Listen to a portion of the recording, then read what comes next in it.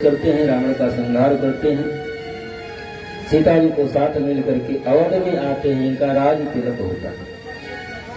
जब राज तिलक हुआ उस समय हनुमान जी महाराज अपनी निगाह दौड़ा करके चारों तरफ देख रहे हैं। भरत जी नहीं दिखाई पड़ रहे। जो राम के सबसे बड़े स्नेही, सबसे बड़े प्रेमी, इस राज तिलक महोत्सव के समय भरत दिखाई नहीं पड़ रहे। राम जी से आकर के कहे, भरत भैया दिखाई नहीं पड़ रहे, ये तो होंगे कहीं। इधर उधर सभा में निगाह दौड़ाई, भरत न दिखाई पड़े। पीछे जाकर के, सिंहासन के पीछे जब जाकर के हनुमान जी देखते हैं तो देखते क्या है कि राम जी के ऊपर जो छत्र लगा हुआ है, उस छत्र को पकड़ करके भरत लाल जी बैठे हैं और आंखों से प्रेम आंसू प्रवाहित हो रहा है। हनुमान जी महाराज आकर के राम जी से कहते हैं कि भरत लाल जो पीछे बैठे हैं, जो आपके ऊपर जो छत्र लगा है, उस छत्र को पकड़ करके भरत जी बैठे। तो राम जी ने कहा कि भरत ऐसे संत की छत्र छाया में जब राम बैठेंगे तभी तो रामराज आ सकता है। जब तक संत की छत्र छाया नहीं होगी तब तक रामराज की स्थापना हो ही नहीं सकती।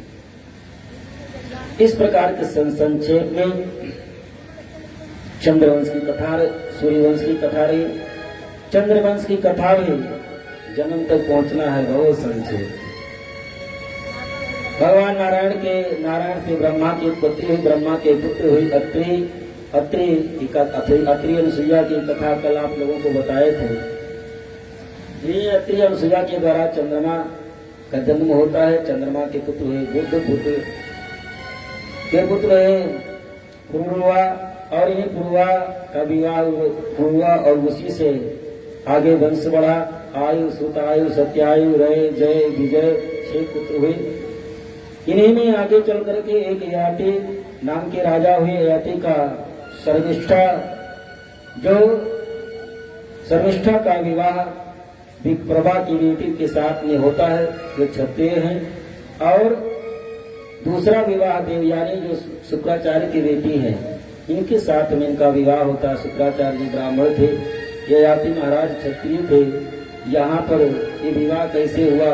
इस श्राप लगने के कारण इनका विवाह कच ने देवयानी को श्राप दे दिया था, जिसके कारण एक क्षत्रिय कुल में इनको विवाह करना पड़ा। इन्हीं के वंश में आगे चल करके रंगदेव महाराज हुए और आगे चल करके एक देववीड़ नाम के राजा हुए। देववीड़ के 2 पुत्र थे, अर्जन्य और शूरसेन। इन्हीं अर्जन्य के जो नंद बाबा हैं, नवनंद जो कहलाए नंद जी हुए, और जो शूरसेन हुए, शूरसेन के पुत्र हुए वसुदेव जी। ये नंद बाबा और वसुदेव ये एक ही कुल खानदान के, एक ही क्षत्रिय कुल खानदान के हैं। श्री सुखदेव जी महाराज कहते हैं कि वसुदेव जी का विवाह पौरवी रोहिणी भद्रा मजरा रोचना इलादेव की प्रमुखा आसन पत्निया आनक दुंदवे। इनकी ये पौरवी, रोहिणी, भद्रा, मदिरा, रोचना, ईला और देवकी, इनके साथ में इनका विवाह होता है। इन्हीं के यहाँ भगवान आकर के अवतरित होते संक्षेप में कथा कही गई। जब ऐसा कहे गए तो राजा परीक्षित ने कहा कि महाराज, जिस कथा को सुनने के लिए आज 4 दिन से बैठा हूँ, अन्य जन का परित्याग करके आप संक्षेप में बोल गए, आप हमको ये कथा विस्तार से सुनाइए। कथितो वंश विस्तार, अब हमको संक्षेप में नहीं सुनना है। कथितो वंश विस्तार सोम सूर्यो राज्यं चार्चो भयपश्याम चरितं परमद्भुतम्। आप हमको अब आप विस्तार से कथा सुनाइए। रोणस्तनया प्रोक्तो समान संकर्षणतया,